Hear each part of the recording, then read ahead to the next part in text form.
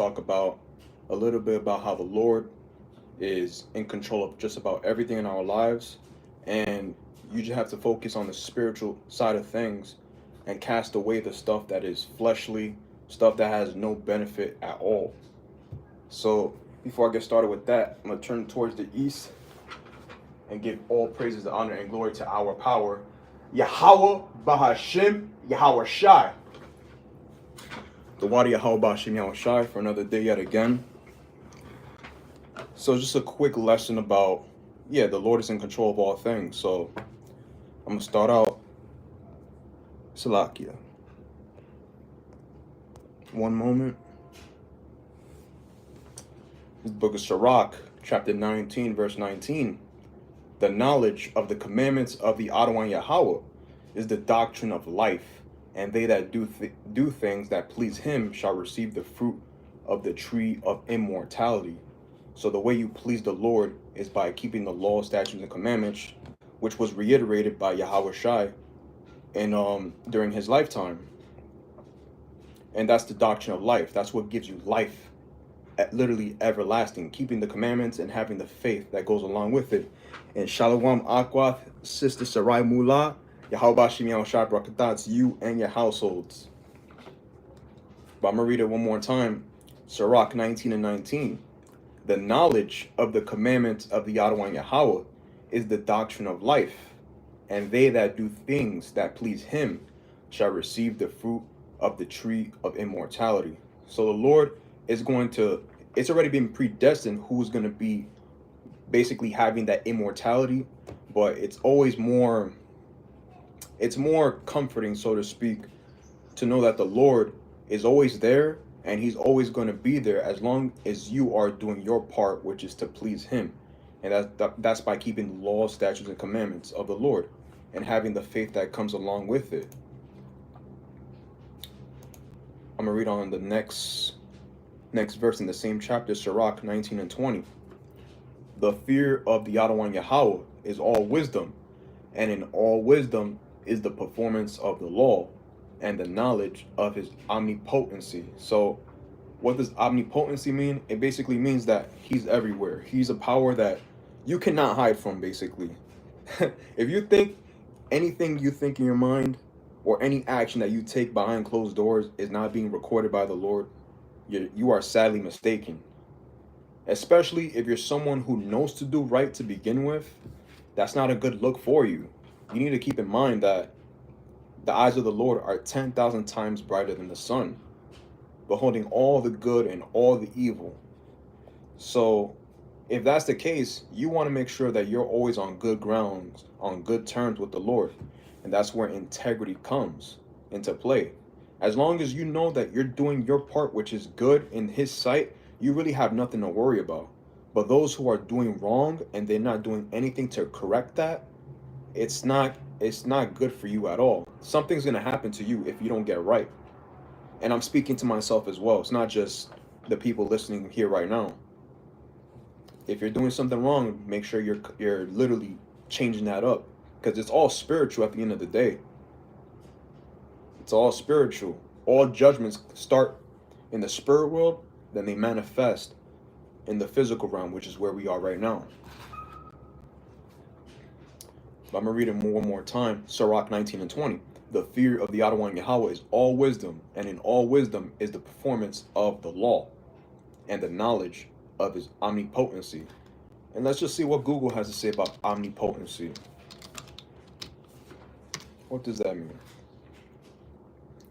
Omnipotency in the collinsdictionary.com, when I searched it on Google, it says having very great or unlimited power. So he's very great. He has unlimited power. So what are you doing not making sure that you're right in his sight? Since he's the one in control of all things. Just think about that. The creator himself, he knows you, he knows what you're doing, especially us, since we actually know his name, Yahweh, and his son, his only begotten son, Yahweh Shai HaMashiach. Reading on, I'm going to jump to Daniel chapter 4, verse 17, just to prove how the Lord is in control of all things. and you need to be on his right side, or something is going to happen to you if you don't. It's a warning for both me and everyone else. Daniel 4:17. This matter is by the decree of the watchers, and the demand by the word of the holy ones, to the intent, Salakia, to the intent that the living may know that the Most High, Yahweh, ruleth in the kingdom of men, and giveth it to whomsoever he will, and setteth up over it the bases of men. So the Lord is the one who is literally in control of all these various empires today. Babylon the Great, countries in Africa, South America, the Caribbean islands, Central America, Europe, Asia.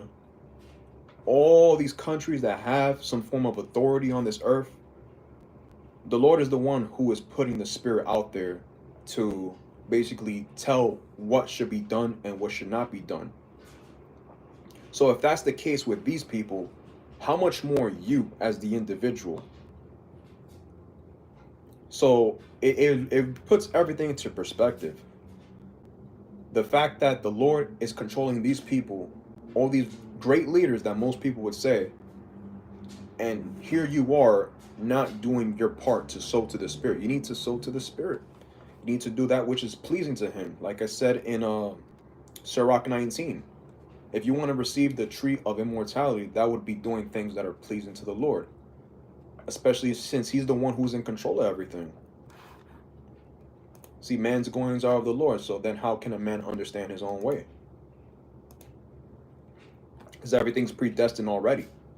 So if it's already predestined, you should strive, always strive to be in the goodwill of his sight, basically. So this is Psalms chapter 115:3. But our power, Yahweh, is in the heavens. He hath done whatsoever he hath pleased. So the Lord does whatever he wants. He does what's pleasing to him. At the end of the day, we can't really say anything other than it is what it is, basically. That's basically what we can do. Say it is what it is because the Lord created all things. And you got to make sure that you're continuing to sow to the Spirit, which is what he wants. And people like to say, oh, why would God do this? Why would Yahweh do that? Because he's the only power and there's no other power beside him. I'm going to go to now Psalms 22:28. For the kingdom is the Yahweh Yahweh's, and he is the governor among the nations. He is the governor among all the nations. He's the one that makes all these various judgments and laws and basically other decrees that we all are familiar with. At least some of us are familiar with. But the whole point is really that he's in control. So why would you not want to continue to do what he wants you to do for him? And Sisters Athena Padril, Shalom Akwath, Yahweh Bashimi Al Shai Brakatah to you and your household. Shalom. I'm going to read this one more time. Book of Psalms 22:28. For the kingdom is the Lord's, Yahweh, and he's the governor among the nations. He's the governor. He's the one that sets the standard. He's the one that allows things to happen and allows things to not happen. And brother Hawashaya, Shalom, my bro, Yahweh Bashim El Shai Brakatah to you and your household. Reading on in the book of Proverbs, chapter 16, verse 4. The Yahweh Yahweh hath made all things for himself, yea, even the wicked for the day of evil. So the most evil people that we know that are alive today, it could be our own people, which is the 2/3 of the nation of Israel, along with Esau, Edom, the so-called white race.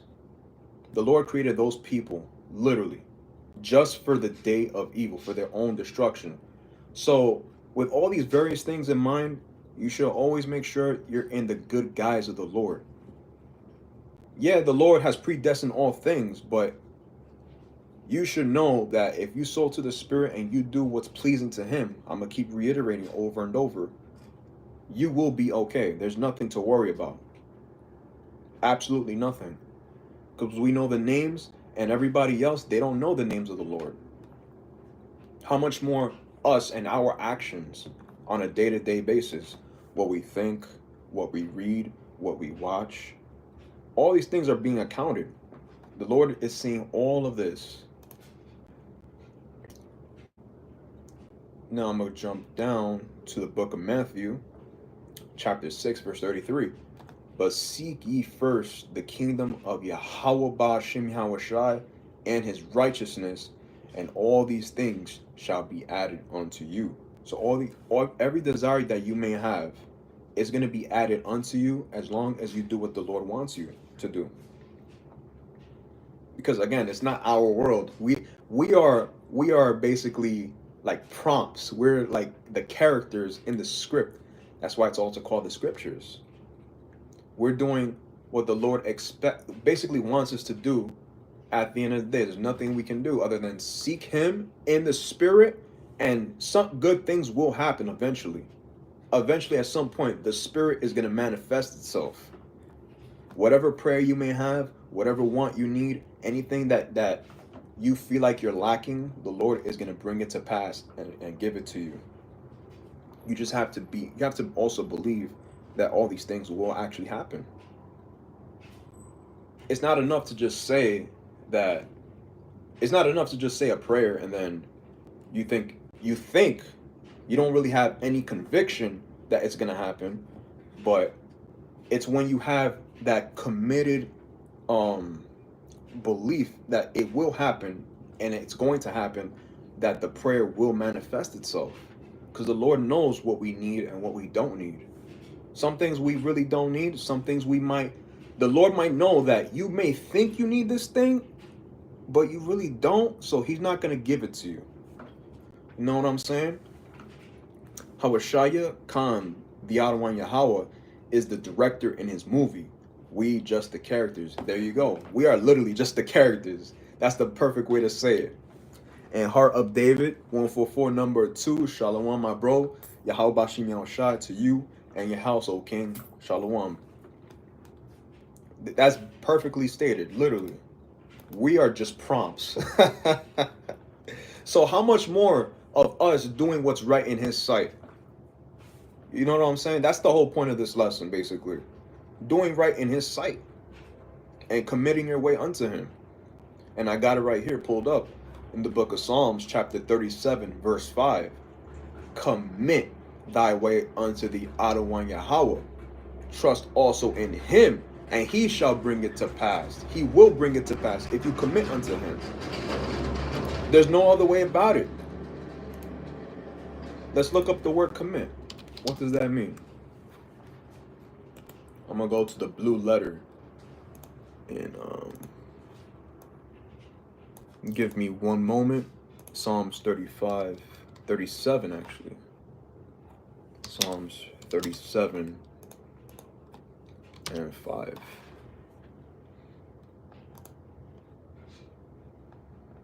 The word commit.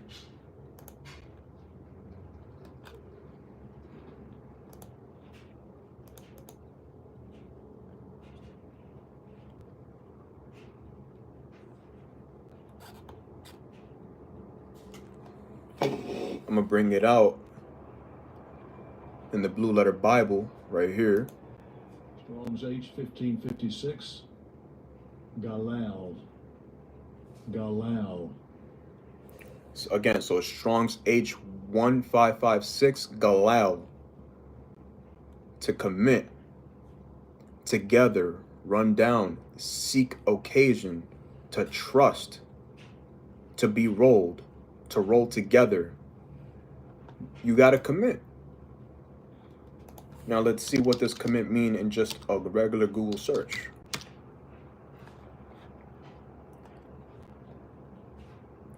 To pledge, this is the number 2 definition. Pledge or bind a person or an organization to a certain cause or certain course or policy. To pledge, to devote, apply, give, dedicate, bind, obligate. To be dedicated to.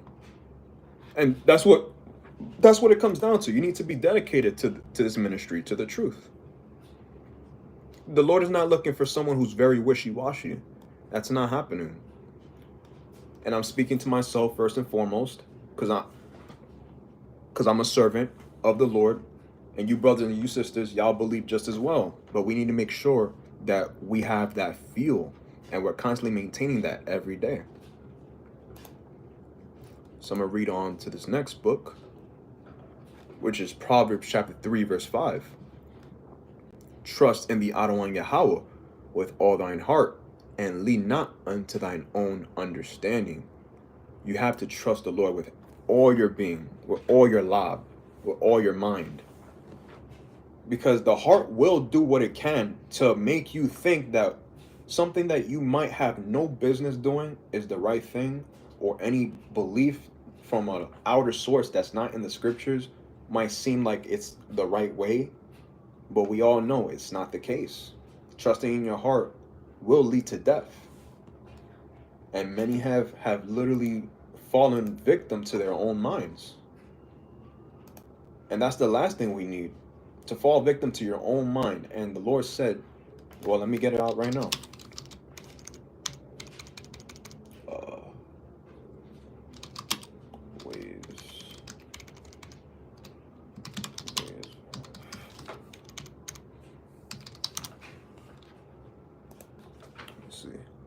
Hey, Shalom Lachama, Yahweh Shimi al Shaprakata, bro. Shalom to you and your household. Yeah, right here. This is Proverbs 14 and 12. There is a way which seemeth right unto a man, but the end thereof are the ways of death. That's plain and simple. If it's not in the Holy Bible, it's not in all 80 books, you need to cast away yourself from it and lean not unto your own understanding. Focus, just trust in the Lord. That's the main thing. Reading on the next verse, same chapter.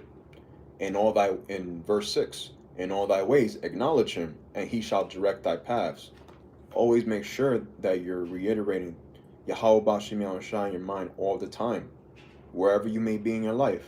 It could be as simple as brushing your teeth, eating your next meal, waking up in the morning. Anything you're doing in your day-to-day life, it's always pleasing to the Lord that you acknowledge him. Especially when you fast, you will be forced to acknowledge the Lord. If you're fasting, you have no other choice but to continue to sow to the Spirit and to acknowledge the Lord in all the things that you do when you're fasting. And brothers and sisters, if you're not fasting, you need to go on a fast. I'm being dead serious about it. This is the next verse, Proverbs 3 and 7. Be not wise in thine own eyes. Fear the Adonai Yahweh and depart from evil. Because we can all feel like we're good in our own way of thinking, in our own way of looking at things. That's just everybody. Everybody has their own opinion on certain matters. But you have to literally make sure that that's not the case with the Lord. Because if what you think is contrary to what the Lord has to say in the Bible, you need to cast off whatever it is that you're thinking, because, man, it's a trap. It's really just Satan at the end of the day trying to play with you. But Satan will do whatever he can. It's a battle. It's a constant battle, brothers and sisters. He will do whatever he can to catch you slipping when you least expect it.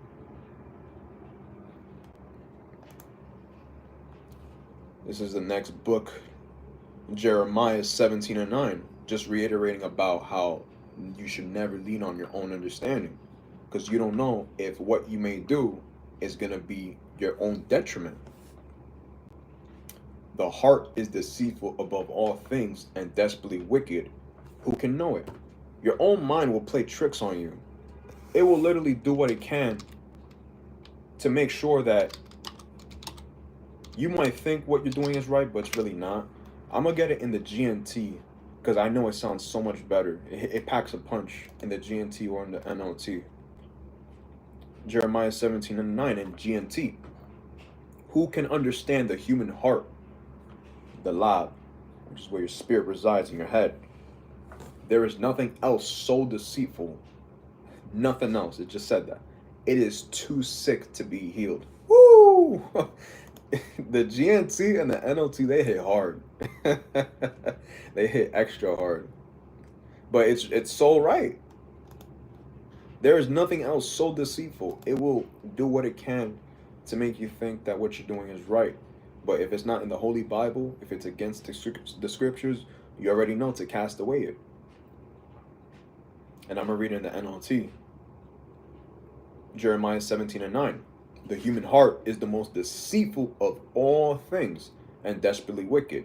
Who really knows how bad it is? Exactly. Who really knows how bad our own thoughts will take us?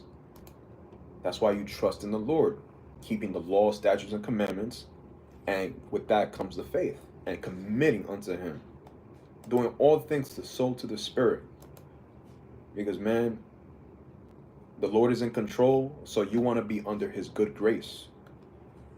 If you're not, Baba Kasha, Baba Kasha, Baba Kasha, get right with Him. For yourself and for the Lord. Because if you're not doing right in your own sight, you will have a guilty conscience about it. Something about your behavior is going to manifest itself, whether it's in the way your face looks, the way your countenance is, your body language. All these things will show if something may seem off about you, what you're talking about, etc., etc. Check the comments.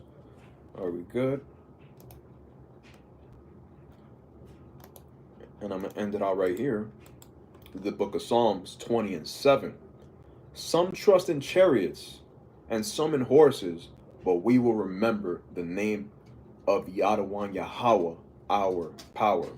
So you have people that trust in all these various things in their lives.